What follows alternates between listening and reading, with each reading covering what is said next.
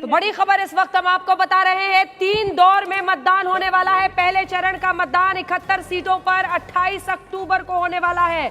दूसरे चरण में 94 सीटों पर 3 नवंबर को वोटिंग होगी और तीसरे में जब 78 सीट होंगे तब 7 नवंबर को वोटिंग होगी। 3 चरणों में मतदान और 10 नवंबर को काउंटिंग होगी। पिछली बार ये 8 नवंबर को हुआ था, 2 दिन आगे सिर्फ बढ़ा है एक तरह से। 10 नवंबर को काउंटिंग होगी और ये तय हो जाएगा कि क्या नीतीश कुमार फिर से काबिज होते हैं या तेजस्वी अपनी जमीन खोज पाते हैं। बड़ी खबर हम आपको बता रहे हैं, एक बार फिर से बता दें, 3 चरणों में चुनाव होने वाले हैं। मतदान पहले फेज का 71 सीटों पर 28 अक्टूबर को होगा। दूसरे दौर का 94 सीटों पर 3 नवंबर को होगा। तीसरे दौर का 78 सीटों पर 7 नवंबर को और फिर नतीजों का दिन 10 नवंबर। जी हाँ, सबसे बड़ी बात यह कि कोरोना पीड़ित भी वोटिंग कर पाएंगे, लेकिन चुनाव के आखिरी घंटों में उनके लिए वोटिंग का इंतजाम किया जाएगा। 3 चरणों में बिहार का चुनाव होगा, जैसा हमने आपको पहले ही जानकारी दे दी थी। सबसे पहले आज तक ने आपको बता दिया था कि इस बार पिछली बार से अलग परिस्थिति है।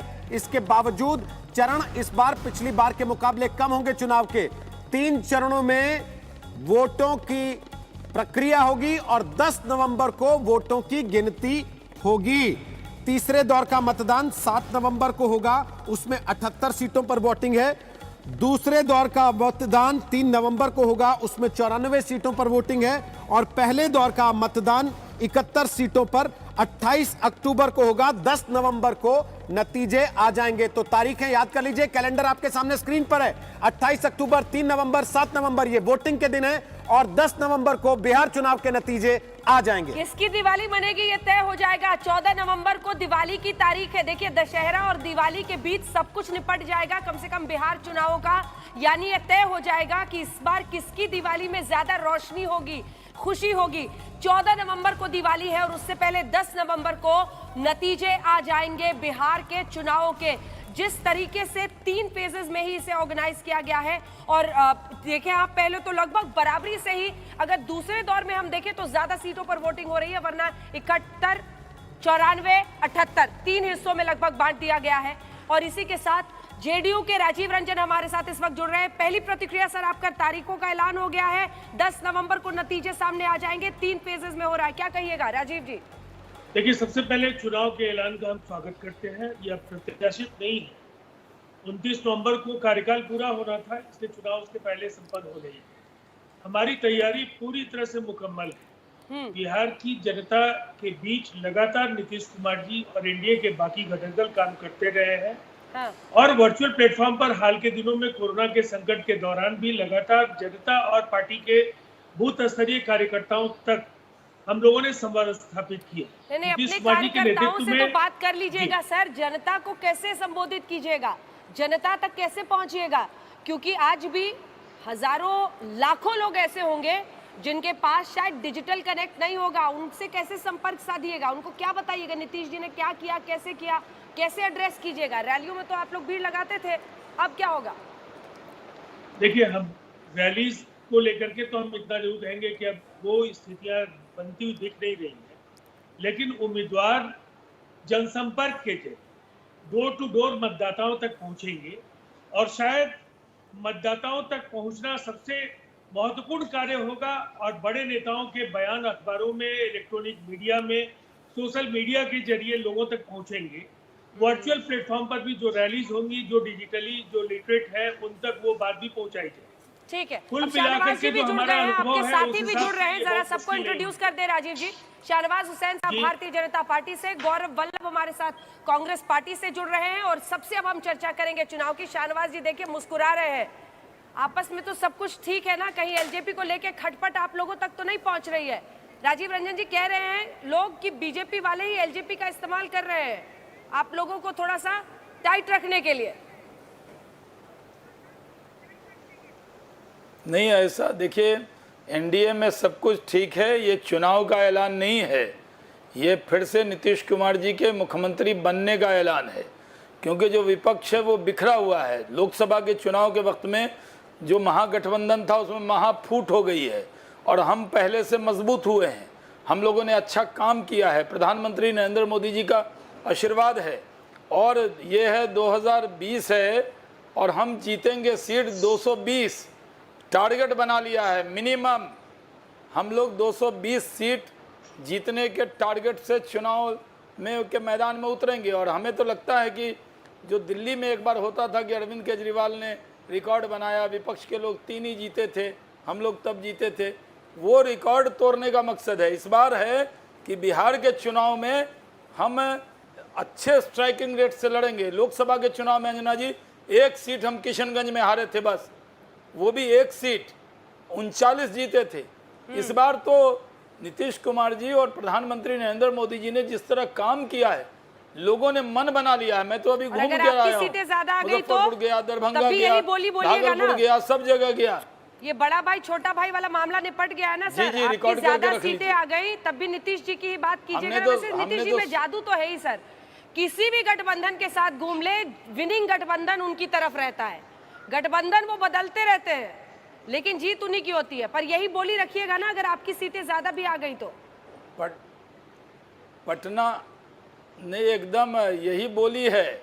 और बड़ा भाई छोटा भाई नहीं, हमें पटना में आज तक नहीं पूछा था कि आप बड़े भाई छोटे भाई हैं। हमने कहा जी नहीं, हम जुड़वा भाई हैं, एकदम मिलकर काम करते हैं।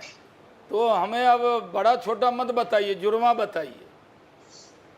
नई थ्योरी वो खोज के लाए हैं, जुड़वा भाई। ये बड़ा छोटा हम नहीं करते शाहनवाज जी, आप ही लोगों की खींचतान होती है, उसी से बड़े छोटे का झगड़ा शुरू होता है। गौरव वल्लभ आ गए, देखिए मुस्कुरा रहे हैं आपकी बातों को सुन के। गौरव वल्लभ जी क्यों मुस्कुरा रहे हैं, बताइए ना। गौरव वल्लभ जी, इनकी पार्टी तो क्या गम है जिसे छुपा रहे हैं। एक बार शाहनवाज जी सुन तो लीजिए क्या कह रहे हैं गौरव वल्लभ जी, सुन तो लीजिए उनकी बात को। म्यूट है, सुनिए। हाँ। बोलिए गौरव जी। मुझे ऐसा लगता है कि जो छोटा था वो अब जुड़वा तक तो आ गया है। अब वो जुड़वा कब बड़ा बन जाए पता नहीं, राजीव जी को सोचना चाहिए। और आपने इनसे पूछा कि आप कैसे प्रचार करेंगे, तो प्रचार की तो इनको जरूरत क्या है। इनके तो प्रचार घर घर में है कि 24 घंटे में पुल टूट जाता है, सृजन के घोटाले हो जाते हैं, बिहार सरकार मजदूरों के लिए बस नहीं दे पाती है। उसका प्रचार हुआ है, कोई प्रचार की आपको जरूरत ही नहीं है।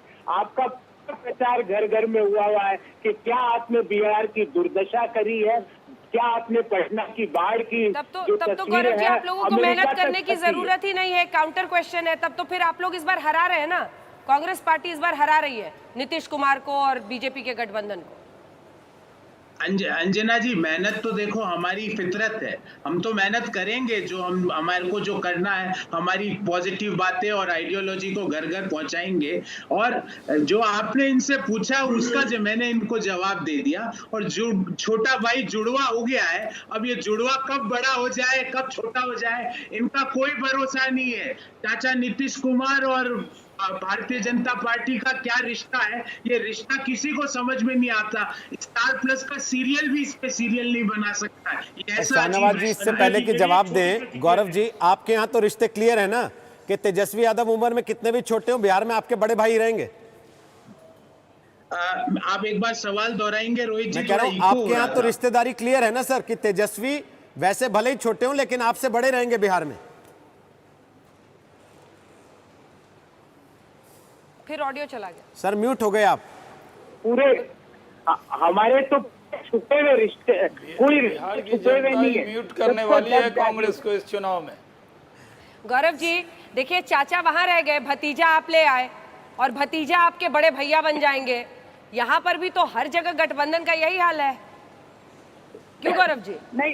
नहीं अंजना जी, चाचा मैं समझा नहीं। अगर आप लालू जी बिहार में एक ऐसी फिगर है जिससे हर बिहारी अपने आप को एसोसिएट करता है और उनके आशीर्वाद से तेजस्वी जी आगे बढ़ रहे हैं। हमारा उनके साथ अलायंस होगा और भी कई लाइक माइंडेड पार्टीज हमारे साथ जुड़ेगी। और आपको आश्चर्य ना हो कि ये जो अभी जुड़वा तो बन गए पर एक छोटा रह गया, वो छोटा कब हमारे साथ आ जाए आपको आश्चर्य नहीं होना चाहिए, क्योंकि 2 तो जुड़वा हो गए, एक छोटा रह गया। जिन लालू जी की आप बात कर रहे हैं, आपको पता है ना कि वो चुनाव से गायब क्यों है? भ्रष्टाचार के मामले में सजा काट रहे हैं और आप कह रहे हैं हर बिहारी की पहचान उन्हीं से है। ये कौन सी बात हुई और ये कहाँ की आपकी थ्योरी है और कहाँ से आपने इसको इवॉल्व किया?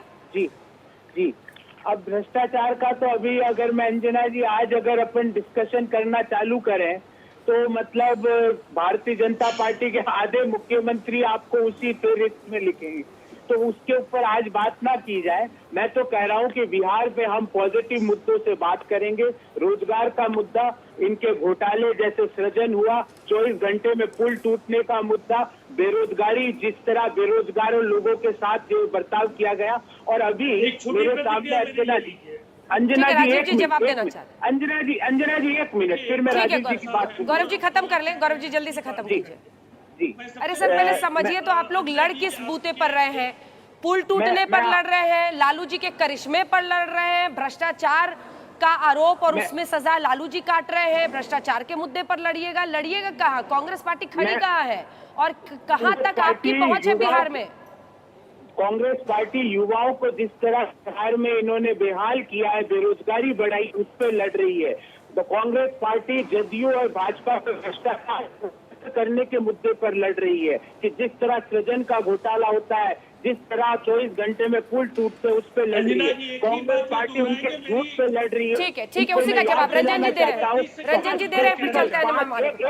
एक लाइन अंजना जी, ठीक है, कुछ अच्छी लाइन सोच के आए हैं, बोलने दीजिए उनको। हाँ गौरव, जमीन देंगे हर बिहारी को जिसके पास घर नहीं है। क्या दिया, क्या बताओ ना आप आपने जो घोषणाएं करी कभी पढ़ते भी हो उसको कि फेंक देते हो उसको?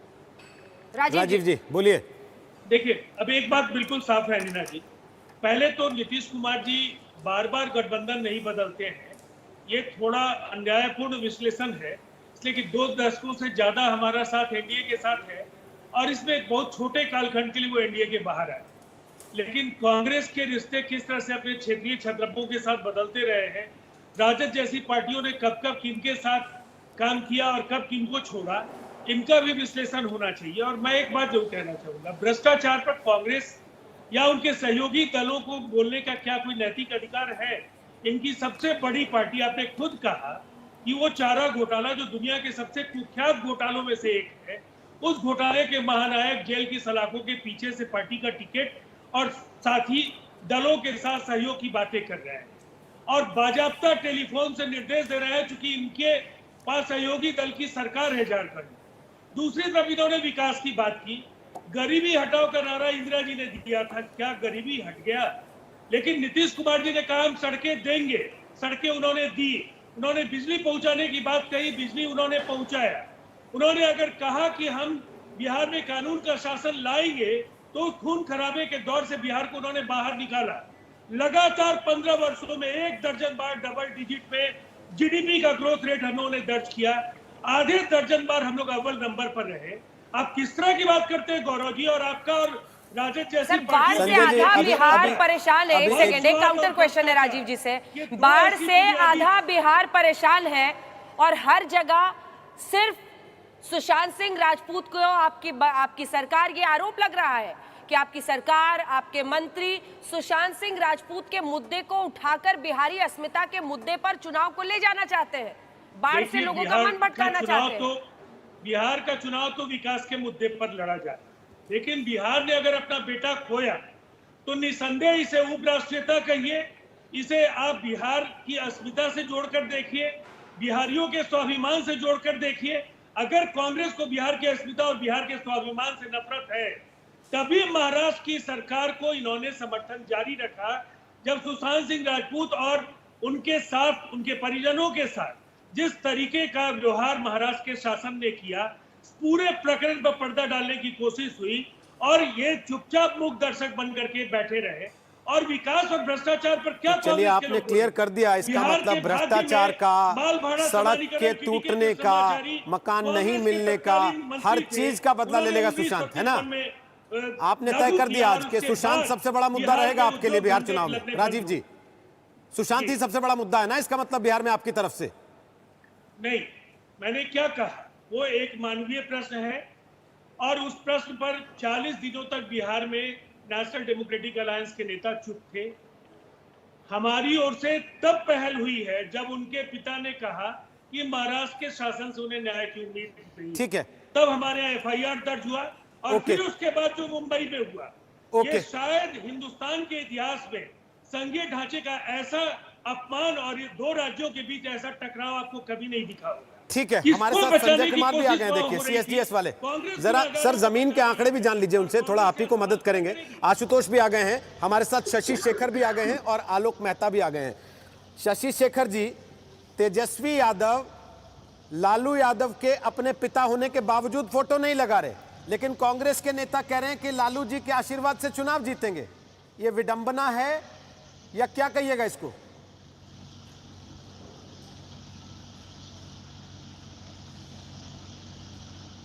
कि जाने अनजाने अगर किसी का मन आहत हुआ हो, हमारी पुरानी सरकारों में, पुरानी हुकूमतों में तेजस्वी एक नौजवान चेहरा है, उनको ये मालूम है कि यादव और मुस्लिम वोट तो हमें मिलेगा, लेकिन बाकी वोट्स के लिए हमें थोड़ा सा मॉडरेट बनना पड़ेगा। वो उसकी कोशिश कर रहे हैं। तो राजनीति में पोजीशनिंग का महत्व है, वो पोजीशनिंग ले रहे हैं। लालू यादव का अगर वो फ़ोटो ना भी लगाएं तब भी उन्हें मालूम है लालू जी की जो लीगेसी है, जिसको कोई भी कुछ भी कहे पर वो बिहार में है, उसका उनको फ़ायदा मिलेगा। लेकिन मैं इस चुनाव में कई और समीकरण बनते बिगड़ते देख रहा हूँ। कहीं ऐसा तो नहीं कि एनडीए का अपना घर दरक रहा हो, चिराग पासवान कहीं और चले जाएं। कहीं ऐसा तो नहीं कि एक नया समीकरण तीसरी ताकत के रूप में बन जाए, क्योंकि बिहार चुनाव अपने आप में एक बड़ी अपॉर्चुनिटी है बहुत से वहाँ के नौजवान चेहरों के लिए भी। आपने देखा कि जो नौजवान नहीं है, जीतन राम मांझी नीतीश जी को जितना भी वो गरिया सकते थे गरियाया, और अब उनके साथ जाके मिल गए। तो अभी बहुत से मोड़ इसमें आने वाले हैं। आज तो सिर्फ एक औपचारिक शुरुआत हुई है, पर मुझे लगता है जो अगला हफ्ता है बिहार की राजनीति का, ये बहुत दिलचस्प होने जा रहा है। नतीजों पर मैं कोई टिप्पणी अभी से नहीं करना चाहता। ठीक है, मृत्युंजय जी आरजेडी की तरफ से हमारे साथ जुड़ गए। मृत्युंजय जी, पूरी चर्चा इसी बात पर हो रही है कि लालू प्रसाद यादव और उनका जो एक वक्त पर बिहार की राजनीति में वर्चस्व था और एक करिश्माई शख्सियत के रूप में लोग सुनते थे, उनका बोलने का अंदाज, उनके तरीके, चुनाव के वक्त हम लोग भी लगातार उनको कवर करते रहे, कई रैली एक एक दिन में करना, वो मेहनत। और तेजस्वी जी उनकी फोटो ही नहीं लगा रहे, क्या हो गया? देखिए, लालू प्रसाद जी का फोटो तो बिहार की 12 करोड़ जनता के दिलों में लगा हुआ है, और लालू प्रसाद जी के ही लाल है तेजस्वी यादव जी। जो लालू प्रसाद जी एक विचारधारा बन चुके हैं, वही उसी विचारधारा को आगे तेजस्वी यादव जी बढ़ा रहे हैं। तेजस्वी यादव जी हमारे कप्तान हैं, तो जो सेनापति होता है, तस्वीर इस चुनाव में सेनापति तेजस्वी यादव जी है, तो तेजस्वी यादव जी का तस्वीर हम लगा रहे हैं, तो विरोधियों को इसमें भी पेट में दर्द हो रही है। तेजस्वी यादव जी से, लालू प्रसाद जी से राजनीतिक लड़ाई हमारे विरोधी नहीं लड़ सकते अंजना जी, इसीलिए इनको इस तरह का परेशानी है। तेजस्वी यादव जी लालू प्रसाद जी का साथ में पोस्टर का क्या जरूरत है जब उनका वो खुद पुत्र है? तो इतना भी अगर विरोधी समझ नहीं पा रहा तो ये चुनाव कह रहे हैं जो करोड़ों जनता है उनके दिलों में लालू जी की फोटो बनी हुई है। शाहनवाज जी, देखिए, जब तेजस्वी यादव ही लालू जी की तस्वीर को गायब कर रहे हैं, उनकी तस्वीर पोस्टर पर नहीं लगा रहे हैं, और मृत्युंजय जी कह रहे हैं कि दिल में फ़ोटो है, तो फिर ज़बान पे नाम नहीं, पोस्टर पे तस्वीर नहीं, उनका जिक्र नहीं, उनके शासन 15 साल की कोई उपलब्धि नहीं, तो आखिर दिल में बसे हैं तो लगाते क्यों नहीं, छुपाते क्यों हैं? क्या बात है जो लालू जी की तस्वीर को छुपा रहे हैं? आपको लगाना चाहिए, दिल में ही रहने देंगे, बाहर भी लगाइए। इस तरह लालू जी के जेल क्या चले गए, आरजेडी और उनका पुत्र ही उनकी तस्वीर हटा दे, ये तो बड़ा नहीं, मैं कह रहा हूँ मृत्युंजय जी, लालू जी के साथ इतना बड़ा अन्याय क्यों कर रहे हैं आप लोग? उन्हीं की पार्टी है, वही राष्ट्रीय अध्यक्ष है, उन्हीं का लांटेन है, उन्होंने 15 साल उपलब्धि की। मुझे तो देखिए, मैं राजनीतिक तौर पे नहीं बोल रहा हूँ, मैं ये कह रहा हूँ, मुझे बड़ा दुख होता है कि लालू यादव जो बिहार के मुख्यमंत्री रहे, उनकी तस्वीर उनकी पार्टी नहीं लगा रही। ये ऐसा न्याय क्यों कर रहे हैं भाई? ये तो मुगल दौर में भी नहीं हुआ था। ये क्या दौर है भाई? तेजस्वी यादव जी को था। लालू यादव जब नरेंद्र के लालू मोदी यादव ने जी के वो बेटे की हैं, तस्वीर- लालू यादव जी के वो बेटे हैं और अपने पिता का फोटो क्यों नहीं लगा रहे हैं? अगर लालू जी भी अभी डिबेट देख रहे होंगे, उनको क्या लग रहा होगा कि अंजना ओम कश्यप और रोहित सरदाना जी पूछ रहे हैं कि लालू जी की तस्वीर क्यों? अरे अगर वो नहीं है, उनकी तस्वीर तो लगा सकते थे। अगर आप उनकी तस्वीर नहीं लगा रहे, अच्छा, इसका एक मतलब सेकंड, आप शाहनवाज छुपाना जी। चाहते हैं। शाहनवाज जी। 15 साल की जो उपलब्धि है, शाहनवाज जी, एक वो आप सेकंड ना, बताना नहीं चाहते एक अपनी। सेकंड मृत्युंजय जी थोड़ा रुकिए ना, थोड़ा रुकिए जरा। संजय जी को लेके आते हैं चर्चा में। संजय जी से पूछेंगे कि भाई लालू यादव का फोटो क्यों नहीं लगा रहे। और दूसरा दिलचस्प पहलू संजय जी, पिछले 5 साल का ये है कि 2 गठबंधन, और दोनों गठबंधनों ने सरकार चलाई है पिछले 5 साल में। तो केवल एक ये जो सीपीआई माले के 3 एमएलए हैं उनको छोड़ दे तो बाकी 240 तो किसी ना किसी तरीके सरकार में रही हैं। तो कौन किससे जवाब मांगेगा, कौन किसको जवाब दिलाएगा, और उसमें लालू यादव का फोटो क्यों नहीं है? जरा बताइए थोड़ा सा गणित। देखिए, आपने जिस बात का जिक्र किया कि दोनों गठबंधन एक तरह से सरकार चला चुके हैं पिछले 5 साल में, लेकिन जनता के पास जो मेमोरी होगी वो पिछले 3-4 सालों की ज्यादा मेमोरी होगी।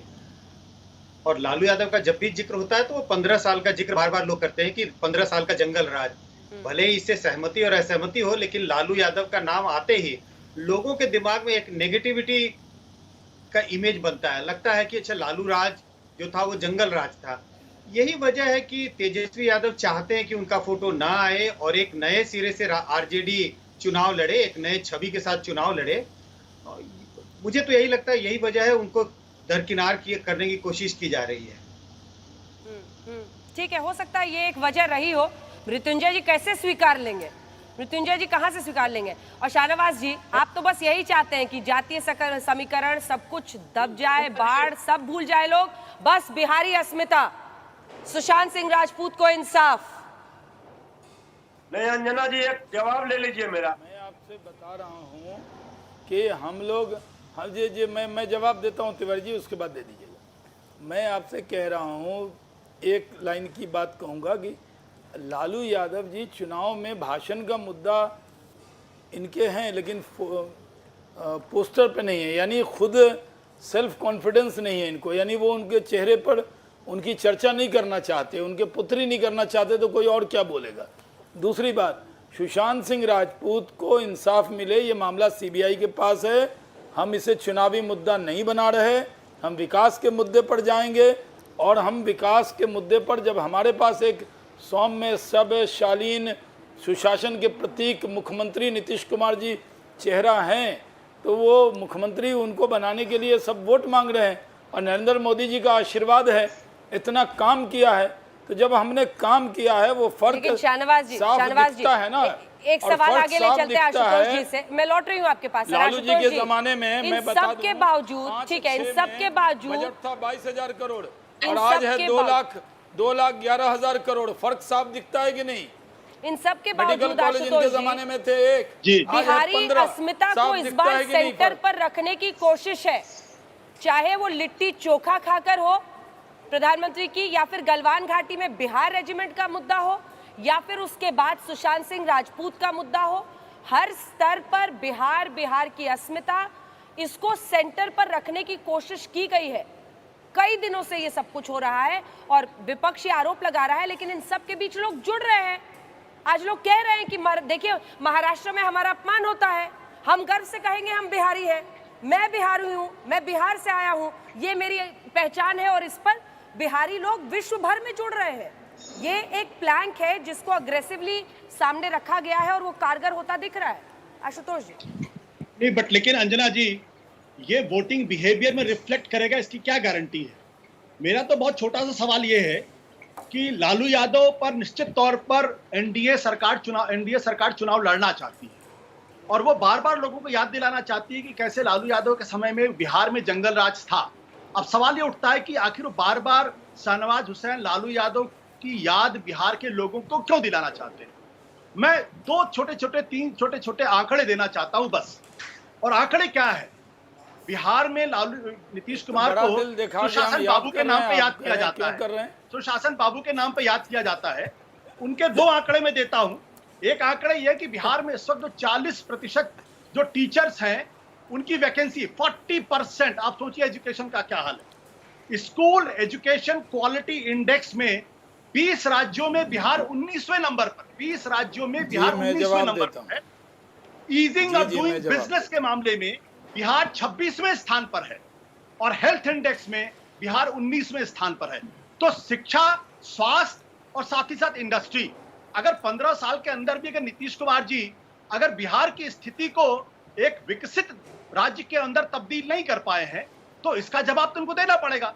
और अगर चूंकि जवाब नहीं है उनकी तारीखों की, जिस तरीके से कोरोना को हैंडल किया, शुरू में मुझे याद पड़ता है फरवरी के महीने में जब नीतीश जी ने कहा था कि मास्क लगा के आप लोग पैनिक क्रिएट करना चाहते हैं, डांट लगाई उन लोगों ने। जब कोटा के छात्रों को लाने की बात हुई तो बिहार के मुख्यमंत्री नीतीश कुमार ने उत्तर प्रदेश के मुख्यमंत्री योगी आदित्यनाथ आपके साथ बहस पूरी जानकारी लेके आया कीजिए। दोनों जुड़वा भाई बोलिएगा तो कैसे चलेगा? राजीव रंजन जवाब दे रहे हैं, राजीव रंजन जवाब दे रहे हैं आशुतोष जी आपकी बात का। देखिए मैं इसलिए बोल रहा हूँ आशुतोष जी, राजीव रंजन जवाब दे रहे हैं आपकी बात का। चैनल्स पर मैं उनके साथ बहस कर रहा हूँ। आज देश में जो कोरोना के एक्टिव केसेज है और बिहार में जो एक्टिव केसेज है, जरा वो आंकड़ा देख लीजिए। बिहार में 14,000 एक्टिव केसेस के करीब बचे। देश की दूसरी बड़ी आबादी का प्रांत है बिहार। अगर हमारा प्रबंधन सर्वश्रेष्ठ नहीं होता तो शायद ये आंकड़े नहीं होते। और एक बात मैं आशुतोष जी मैं आपको बराबर कहूंगा, राजनीति में आपका अनुभव चाहे जो भी रहा हो, लेकिन राजनेताओं को लेकर के आपका नजरिया पूर्वाग्रहपूर्ण है। नीतीश कुमार जी को लेकर व्यक्तिगत तौर पर आप जिन आंकड़ों के जरिए आप उनको खारिज करने की कोशिश कर रहे हैं, मैं जिन आंकड़ों को कह रहा हूं उसका जवाब भी आपके पास नहीं होगा। अगर क्या वजह है, जीडीपी को क्या मानते हैं आप? ये ओवरऑल कहीं ना कहीं ये फिस्कल एक पैमाना है जिससे आप फिस्कल हेल्थ को आप एग्जामिन करते हैं, आप किसी राज्य के स्वास्थ्य को एग्जामिन करते हैं, अर्थव्यवस्था, आधारभूत संरचना, इन तमाम चीजों को। जब दुनिया रिसेशन से जूझ रही थी, जब इस देश के ज्यादातर मानक जो थे वो अच्छे नहीं थे, तब भी बिहार ने बेहतर ये तरीके से बिहार को सामने रखा। बिहार की निर्भरता केंद्रीय सहायता पर घटती गई, हमने आंतरिक संसाधनों को बढ़ाया। लगातार बिहार में जिस तरह से विरासत में कठिनाइयां थी, ग्रेट इक्वलाइजेशन के बाद देखिए अब आज तक बहुत बड़ा माध्यम बनेगा आप लोगों के लिए। एक चीज मैं पूछना चाहता हूं, एक चीज मैं सुजीत जी से भी पूछना चाहता हूं। जो बात आशुतोष जी ने कही, जाहिर सी बात है किसी भी बुद्धिजीवी का, पत्रकार का या विपक्ष का भी ये काम है सुजीत झा के चुनाव के पहले वो 5 साल का लेखा जोखा रखे।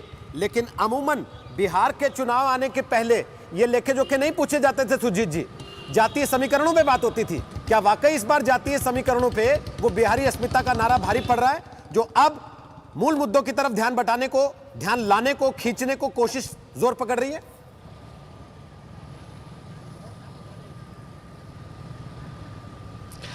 देखिए रोहित जी, आपको बहुत दिन नहीं देखना पड़ेगा, कुछ ही दिनों में, एक आध हफ्ते में जब टिकटों का बंटवारा होगा आपको पता चल जाएगा कि जाति कितना मायने रखता है। आप देखेंगे कि जिस क्षेत्र में जिस जाति का वोट ज़्यादा है उसी व्यक्ति को टिकट दिया जाएगा। नेता चाहे राजनीतिक दल ये तमाम तरह की बातें करेंगे कि जात पात से ऊपर उठ के बिहार की विकास की बात कीजिए, लेकिन टिकट उसी को देंगे जिसका वोट ज़्यादा होगा, जिसकी जाति की संख्या ज़्यादा होगी। तो ये जातिवाद होगा ख़त्म कैसे, सवाल ये है।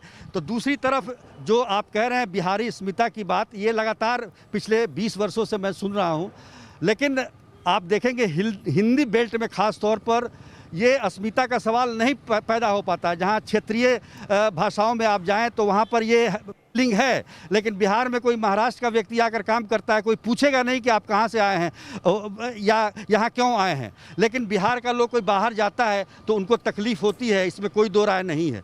तो ये धीरे धीरे एक इस तरह का ट्रेंड रहा है। और सुशांत सिंह राजपूत का जो मामला है उसको सभी दल, केवल एक दल नहीं, सभी दल उसको अब जो सत्ताधारी दल है उसने तो सीबीआई इंक्वायरी दे दिया और जिस तरह की सारी कार्रवाई चल रही है। तेजस्वी यादव भी कहते हैं कि हमने भी मांग की थी सीबीआई की, हालांकि वहाँ महाराष्ट्र सरकार जब थी तो उन्होंने महाराष्ट्र सरकार से नहीं कहा कि आप सीबीआई इंक्वायरी करा दीजिए इसमें। तो ये तमाम बातें हैं, लेकिन सबसे बड़ी बात को आज जो घोषणा हुई है 3 चरणों में, तो मुझे थोड़ी निराशा हुई है। मुझे लग रहा था कि 2 चरण में होना चाहिए था चुनाव, और ये 2 चरण इसलिए क्योंकि बिहार में एक तरह से कहा जाता है कि अगर कम चरणों में चुनाव होता है तो आपका कानून व्यवस्था की स्थिति अच्छी है, और लेकिन ये 3 चरणों में है। खैर ये 2000 के बाद 2000 में जो विधानसभा के चुनाव हुए थे उसके बाद ये पहला मौका है जब ये 3 चरणों में चुनाव संपन्न होंगे। 2005 में 4 चरणों में हुए थे, 2010 में 6 चरणों में हुए थे और 2015 में 5 चरणों में हुए थे। अब घट के 3 पे आया है। कोरोना का भी असर है जिसकी वजह से ये काफ़ी कम समय में चुनाव आयोग ने एक बड़ा अच्छा निर्णय लिया है कि 28 से लेकर और 10 नवंबर तक ये सारे चुनाव हो जाएंगे और परिणाम भी आ जाएंगे। तो कुल मिलाकर देखा जाए तो उम्मीदवारों के लिए भी काफ़ी कम खर्च होंगे। वैसे इस बार वैसे भी वर्चुअल रैली करनी है, बहुत ज़्यादा घूमना नहीं है, तो चुनाव भी काफ़ी कम खर्चों में हो जाएगा। रोहित जी बिल्कुल। शशि शेखर जी भी हमारे साथ जुड़े हैं, आलोक मेहता जी भी हैं। शशि जी, आपके पास मैं एक बार आना चाहती हूँ। देखिए, बिहार और बिहार के चुनाव की बात होती है, तो ये जो जाति समीकरण वर्सेस बिहारी अस्मिता, इस बार की लड़ाई बड़ी अलग हो गई है। चाहे वो मजदूर हो, किसान हो, इन तमाम मुद्दों को उठाया जाएगा, लेकिन जो मजदूर भी यहाँ से जाते हैं दूसरे राज्यों में काम करने के लिए, वो भी इसका सामना करते हैं।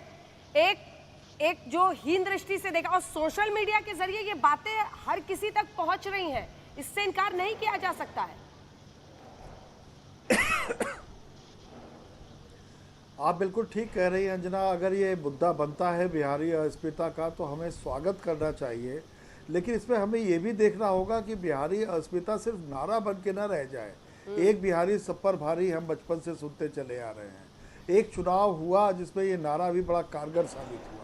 तो मैं सिर्फ ये कहना चाहता हूँ कि अगर बिहारी अस्मिता की बात हो रही है तो बिहारी अस्मिता तब बुलंद होगी जब बिहार बुलंद होगा, और बिहार की बुलंदी कितनी है इसको सही तरीके से आंका जाना चाहिए। शशि जी, आप सोचिए ना, शशि जी, अभी जब ये राज्यसभा का विवाद हुआ, सर आपसे ही काउंटर क्वेश्चन है, ये अभी जब किसान कृषि बिल पर राज्यसभा का हंगामा हुआ, फिर हरिवंश जी और बिहार का लड़का, और कैसे वो चाय पिला रहे हैं, और मतलब आप देखिए कि हर मुद्दे को एक नैरेटिव दिया जा रहा है कॉन्शियसली। मैं इस पर कह रही हूँ, और क्या ये वाकई लोगों को वोट के वक्त प्रभावित करेगा? अंजना, सुशांत राजपूत से मैं उनको बहुत पसंद करता था एज एक्टर, मैं उनसे मिला तो कभी नहीं था, लेकिन उनकी मृत्यु यदि आप कल्पना करें 2 साल पहले या 3 साल पहले या कुछ महीने पहले हुई होती, ट्रेजिक मृत्यु जो नहीं होनी चाहिए थी। ये तो बिहार के चुनाव में पहली बार, एक बार मैं फिर से देख रहा हूँ, बिहारी भावनाएं आहत हो गई, बिहारी ये आहत हो गया। लेकिन अगर बिहारी भावनाएं आहत हुई हैं तो बिहार कहाँ है? और बिहार अगर बुलंद हो रहा है तो बहुत अच्छी बात है, इसी पर वोट पड़ना चाहिए। तो बिहारी अस्मिता की बात की जाए तो एक बार ये भी हो कि कितने लोग ऐसे हैं जो कि जिनको टिकट देते समय ये तय किया गया कि ये अस्मिता बुलंद करेंगे। अगर जाति देखी गई और जाति और धर्म के आधार पर ही हुआ तो फिर तो कोई बिहारी अस्मिता है नहीं। आप सोशल मीडिया पर बातें करें, और जो 3 या 4% जो इस तरीके का वोटर होता है जो कि आंदोलित हो जाता है, जो कि जिसकी थोड़ी विचारधाराएं प्रगति का भी होती हैं, वो इस तरीके की बातों से अगर भरमा जाए तो भरमा जाए। पर बिहार का चुनाव जाति विहीन नहीं होगा। बिहार के चुनाव में जाति मुद्दा थी, जाति मुद्दा है, और इस चुनाव में भी जाति मुद्दा रहेगी अनंत काल के लिए। क्यों राजीव जी? मुझे ऐसा लगता है, देखिए ये कहीं ना कहीं मैं इस चुनाव की बात कर रहा हूं, लेकिन स्थितियां बदल रही है, और पहले से जातीय गोलबंदियों की जो शक्ति है वो पहले से उनकी कम हुई। अब मुद्दों की भूमिका अहम है। अगर ऐसा नहीं होता तो राजनीतिक दलों के टिकट के आधार पर उम्मीदवार चुनाव लड़ते। अब स्वतंत्र रूप से आप लोगों को आप प्रभावित कर पाने में आपको सहूलियत नहीं है। तो बदल रहा है बिहार काफी तेजी से, और चुनाव सुधारों ने भी काफी हद तक दिशा बदली है। हम लोगों को आशावादी होना चाहिए। कई चीजें बदल रही हैं, उसमें जातीय मुद्दे भी धीरे धीरे कमजोर होते चले जाएंगे। आशुतोष जी, आप उनके जवाब से प्रभावित नहीं हुए थे, तो इसीलिए मैं आपको फिर से टाइम दे रही हूँ काउंटर क्वेश्चन के लिए, और इस बार जुड़वा भाई शाहनवाज जी जवाब देंगे। अब इन्होंने घोषित कर दिया है कि बीजेपी और जेडीयू छोटे भाई बड़े भाई नहीं है, हम जुड़वा है। अपना सवाल पूछ लीजिए आशुतोष जी। नहीं, मैं तो बहुत साफ बात करता हूं कि आपको बिहारी अस्मिता की जरूरत क्यों पड़ती है। आप बोलिए ना कि 15 साल में हमने बिहार को स्वर्ग बना दिया, जंगल राज से स्वर्ग राज हो गया है। अगर आप इस पर वोट मांगिए ना, आप इस पर वोट नहीं मांग रहे, आप लोगों को लालू यादव की याद दिला रहे हैं, आप लोगों को सुशांत सिंह राजपूत की अस्मिता की याद दिला रहे हैं। मैं कहता हूं कि 2018-19 में बिहार का जीडीपी ग्रोथ 11.9% था, मैं तो एक्सेप्ट करता हूं उसको, लेकिन ये भी तो बताइए ना कि बिहार पिछले, आपका बेस कितना कमजोर था, पहली बात तो ये है। और आपको शायद भूल गए कि जब मैं IBN 7 में था तो आपके राज्य को सबसे तेजी से प्रगति करते वाले स्टेट के तौर पर पुरस्कृत भी IBN 7 ने किया, तब मैं उसका संपादक हुआ करता था। आप शायद भूल जाते हैं। आज जब मैं आपके सामने अगर मैं आंकड़े रख देता हूं तो आप लोगों को लगता है कि मैं व्यक्तिगत तौर पर कोई बात कर रहा हूं। बेसिक सवाल यह है कि नीतीश कुमार जी को आज ये कहना चाहिए कि 15 साल में मैंने बिहार को स्वर्ग बना दिया और इस पर आप मुझे वोट दीजिए। आप लालू यादव की बात मत करिए, लोगों ने लालू यादव को रिजेक्ट कर दिया, वो जेल के अंदर बैठे हुए। आप सुशांत सिंह राजपूत पर अस्मिता की बात मत करिए, आप जीडीपी की बात कर रहे हैं, आप जीडीपी में 11वें नंबर पर विकास। आज शर्मा जी जवाब दीजिए, उन्होंने पॉइंटेड सवाल पूछा है। जी कि आप भरमा रहे हैं और आप असल सवालों से भाग रहे हैं। अंजना जी,